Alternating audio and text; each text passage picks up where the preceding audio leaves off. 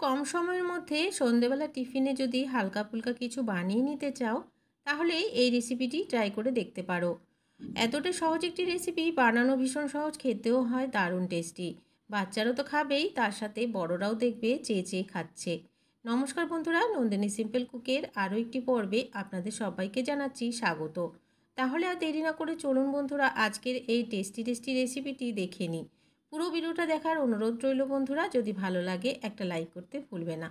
আজকের এই রেসিপিটি তৈরি করার জন্য প্রথমে এদিকে আমি নিয়ে নিয়েছি কাঁচা আলু। আলুটাকে খুব ভালো করে প্রথমে খোসা ছাড়িয়ে নেব।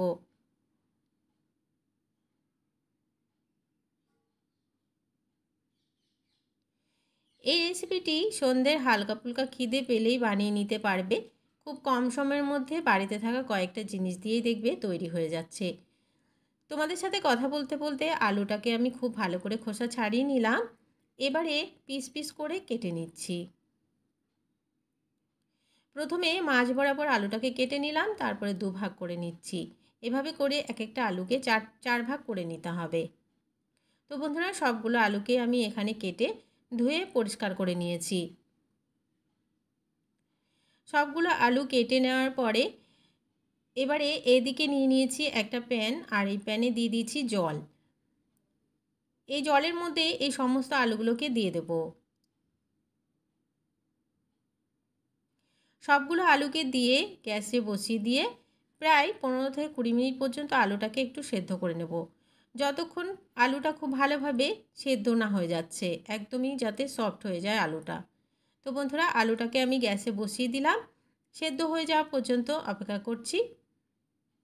আলুটাকে খুব ভালো করে সেদ্ধ করে নামিয়ে নিলাম। এবারে এদিকে জল ঝরিয়ে নিতে হবে আলুটার থেকে খুব ভালো করে, একটুও যেন আলুতে জল না থাকে সেদিকে অবশ্যই খেয়াল রাখবে।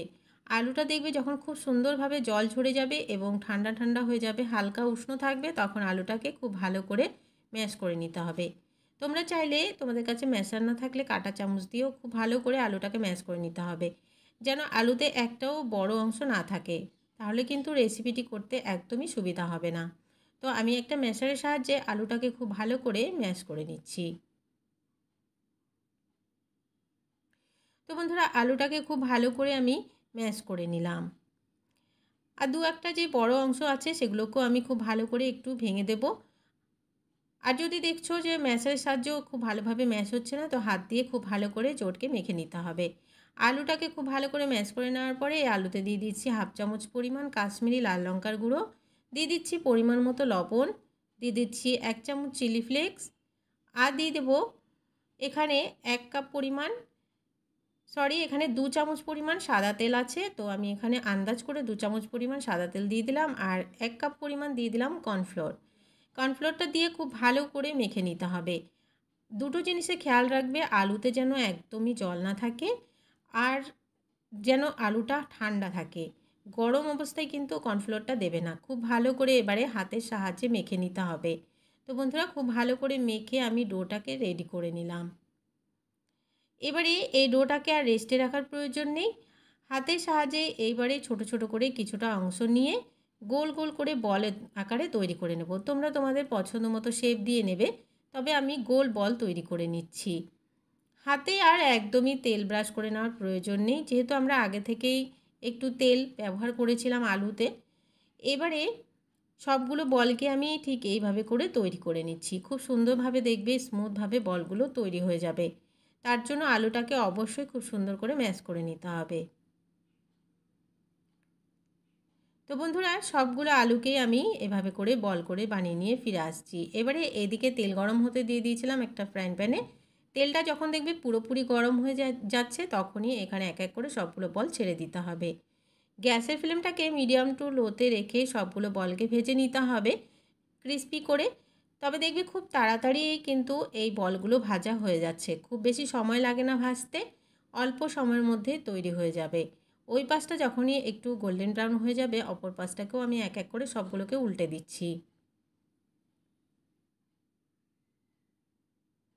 তো বন্ধুরা, সবগুলো বলকেই আমি খুব ভালোভাবে উল্টে দিলাম। এবারে দেখো সবগুলো বল কিন্তু ফুলেও একটু ডাবল হয়ে গেছে, আর সবগুলো বলই যখন দেখবে পুরোপুরি ভাজা হয়ে যাচ্ছে, তো তেলের উপরে ভাজতে শুরু করে দেবে। তো দেখো এগুলো খুব সুন্দর করে ভেজে নিলাম একদমই ক্রিস্পি করে, আর গোল্ডেন ব্রাউন কালার আসা পর্যন্ত। বাকিগুলোকেও ঠিক এইভাবে করে বানিয়ে নিয়ে ফিরে আসছি। তো বন্ধুরা সবগুলো বল আমার তৈরি করে নেওয়া হয়ে গেছে। এই রেসিপিটি বানানো একদমই সহজ, সন্ধেবেলায় হালকা ফুলকা খিদে পেলে বানিয়ে নিয়ে দিতে পারো সবাইকে। আজকের রেসিপিটি ভালো লাগলে একটা লাইক করার অনুরোধ রইল, অনেক অনেক শেয়ার করে দেওয়ার অনুরোধ রইল। নতুন বন্ধু আমার চ্যানেলে নতুন এসে থাকলে আমার চ্যানেলটিকে সাবস্ক্রাইব করে পাশে থাকা বেল আইকনটাকে প্রেস করে অল বাটনে ক্লিক করতে ভুলবে না। আর আজকের রেসিপিটি কেমন লাগলো অবশ্যই কমেন্টস করে জানাতে কিন্তু ভুলবে না বন্ধুরা। আজকের রেসিপি এখানে শেষ করছি, দেখা হচ্ছে পরবর্তী রেসিপিতে। ততক্ষণ পর্যন্ত সবাই ভালো থাকবে, সুস্থ থাকবে, এবার নিজের খেয়াল রাখবে অবশ্যই। আজকের মতন তাহলে আসি, সবাই ভালো থেকো, টাটা।